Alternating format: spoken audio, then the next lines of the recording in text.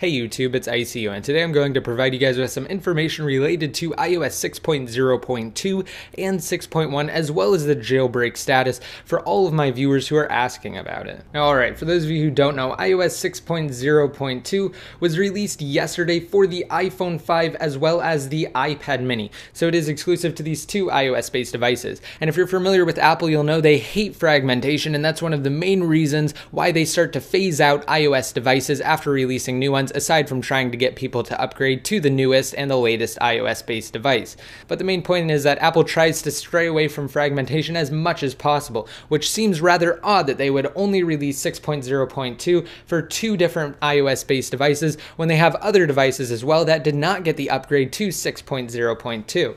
Now, at this point, you may be asking, well, what does 6.0.2 do? Well, essentially, it only fixes a bug that could impact Wi-Fi. As you can see, I have a screenshot here that's just of the settings application, and it's of the software update portion of the settings application. And again, as you can see, this 6.0.2 update only addresses a bug that could affect the Wi-Fi connectivity of either the iPhone 5 or the iPad mini. So while most will be able to update through iOS's built-in over-the-air update feature, some users will actually have to plug their device into their computer, download the software update via iTunes, and actually install it that way. And the reason for that, again, is that this addresses an unnamed bug which does affect the Wi-Fi connectivity. So one main theory as to why Apple would release a new firmware for only two devices is that they're trying to prepare for iOS 6.1 so that all users will be able to use Apple's over-the-air update feature to actually upgrade to 6.1, which should be released in the near future. A day before Apple pushed out 6.0.2, they actually seeded iOS 6.1 beta 4 to developers,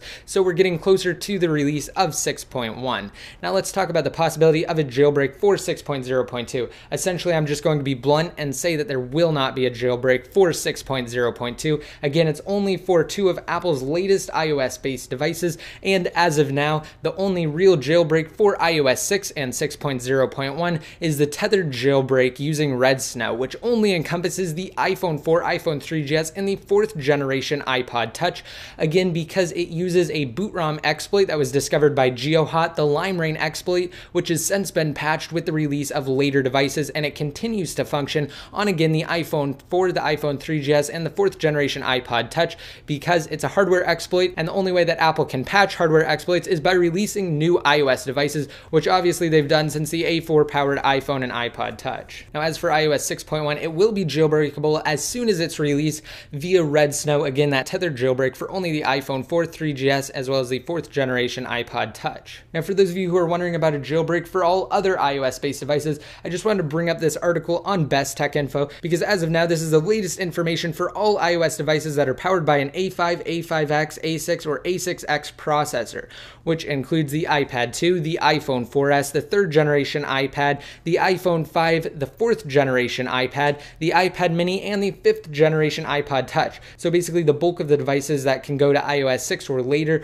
are essentially stuck right now because the tethered jailbreak is the only jailbreak available. So Joshua Hill, aka POSIX Ninja, former leader of the Chronic dev team, is actually working solo to complete a boot ROM jailbreak for those devices with those processors. Like I said, a boot ROM jailbreak is based on a hardware exploit which cannot be patched by Apple unless they release a new device. So he's essentially trying to ensure the future of jailbreaking by releasing, again, something that will technically be a permanent jailbreak that will function even when new firmwares are released. So yes, this is old news from November 19th. However, this is the latest news as far as the jailbreak goes for the newest devices. And of course, this does include iOS 6.1. So he's working tediously to try and get this jailbreak ready to jailbreak all of Apple's latest iOS-based devices on the newest firmwares. So essentially, that's kind of what we're looking at right now. 6.0.2 will not be jailbreakable for the iPhone 5 or the iPad mini. We're looking forward to iOS 6.1 because hopefully after it's released, POSIX Ninja will have some great news regarding the jailbreak. Now, as far as all of my viewers who are asking whether or not to upgrade to 6.0.2 if you have an iPhone 5 or an iPad mini,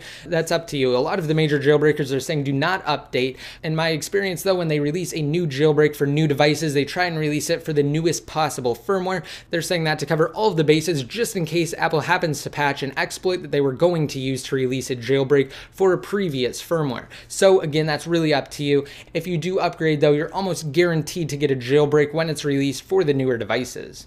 So I hope you guys liked this video. Again, just giving you some very basic information on the iOS 6 and up jailbreak, also going over 6.0.2 and 6.1. So if you liked it, just be sure to rate it up and leave a comment down below in the comment section to enter my iPad 4 giveaway. All you have to do is leave a relevant comment, and once it's posted, you'll be automatically entered to win. Finally, don't forget to like me on Facebook, follow me on Twitter, and add me to one of your circles inside of Google Plus to be updated more often. And until next time, this is ICU signing out.